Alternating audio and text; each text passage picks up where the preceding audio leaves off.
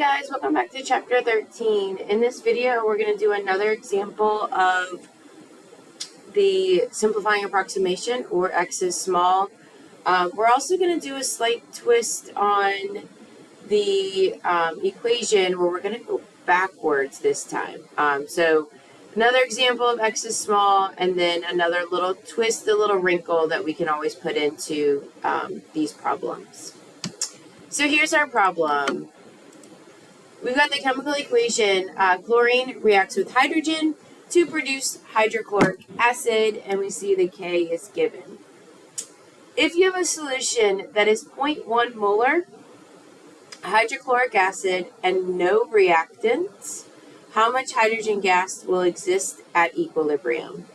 If you'd like to give this one a shot, go ahead and pause the video, and then I'll work it out with you on the other side.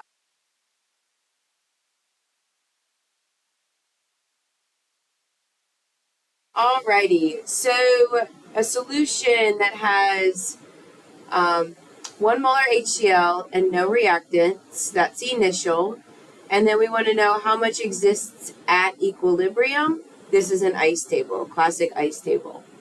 So let's go ahead and do our ice table. I, C, E, reactants, more reactants, products.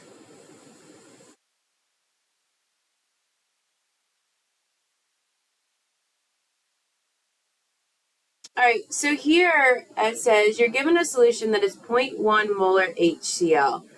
So a little bit different here. We've got the concentration of our product, and we've got no concentration or none of our reactant to begin with. Okay. So from here, that's all we're given. So we're not given any equilibrium values. That's what we have to solve for. So here we'll start filling in that change line. Now, the same thought goes into what goes up, what goes down in this case. So here our reactants are at 0. When they are at 0, there's only one direction for our reactants to go, and that is up, right? We can't have a negative concentration. That doesn't make sense.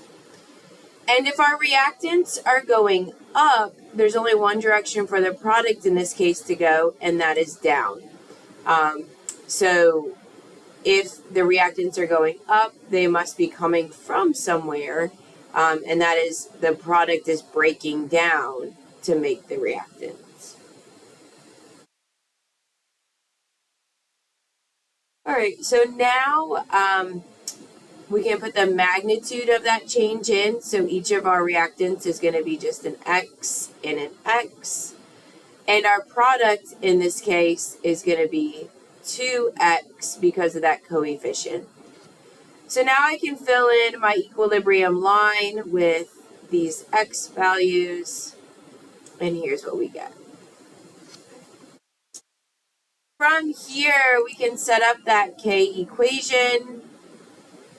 So as always, K is products over reactants.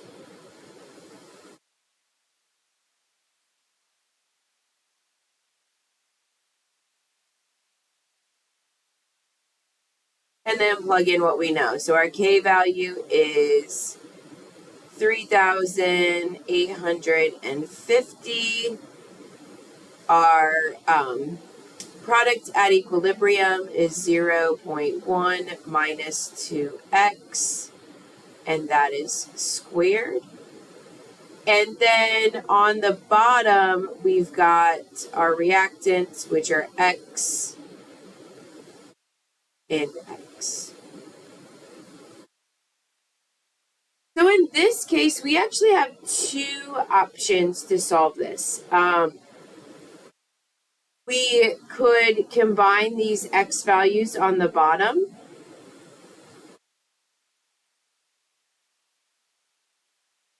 And we could do perfect square. That would be fine. We also could try that simplifying approximation as well. For the sake of this video, I'm going to go ahead and do the simplifying approximation just to give you another example of that. But you certainly could choose the perfect square if you would like. All right, so simplifying approximation says that I can ignore or get rid of anywhere where x is added or subtracted. So if I ignore that piece of the equation, we get something that looks like this.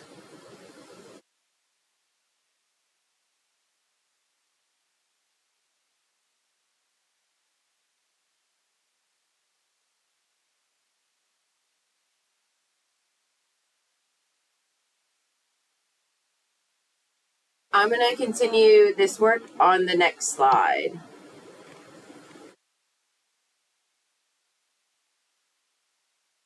So where are we at? We are at 3850 equals 0.1 squared over x squared.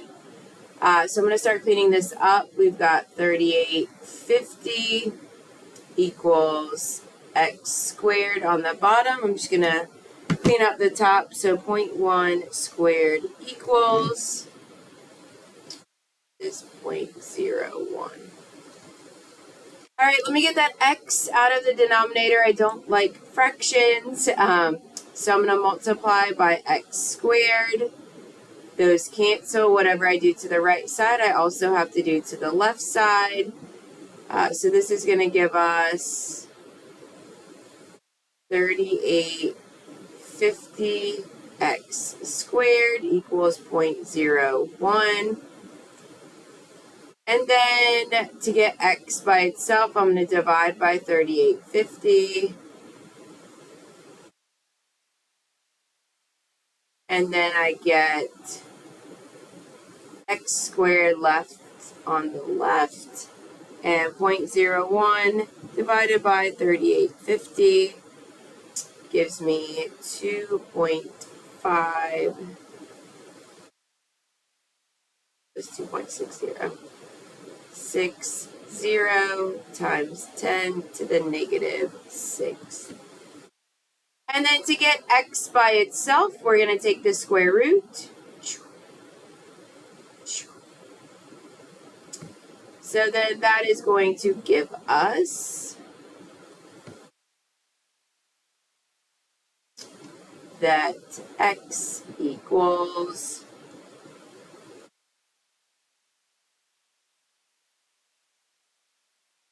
0.0016. So we just solved for x. That's great. We did the x is small approximation. So before I finish the problem, I want to make sure that I validate it. So remember, to validate that x is small was in fact a good route to take. We're going to do x divided by the number it was added or subtracted from times 100 to make it a percentage. And we need that to be less than 5% in order for it to be valid. So x is 0.0016. Flipping back, we would have subtracted that from 0.01. So, no, excuse me, 0.1. We would have subtracted that from 0.1. And then multiply by 100 to make it a percentage. And we need it to be less than 5%. So let's see if this was in fact valid. So 0.0016 divided by 0.1 times 100 to make it a percentage. And this is 1.6%. So that is certainly less than 5%, and this was a valid way to solve the problem. So now that we have solved for x, we have validated it, now we just need to finish the problem, complete our thought. So it was asking how much hydrogen gas will exist at equilibrium. So the equilibrium concentration of hydrogen gas was just X. So to get full credit, you would need to write something like this. So concentration of hydrogen at equilibrium is 0.0016 molar. So that is your second example of X is small. We also did a little wrinkle here in that we started with the products and no reactants, but we were still able to get through it with no problem. I hope you guys found this helpful.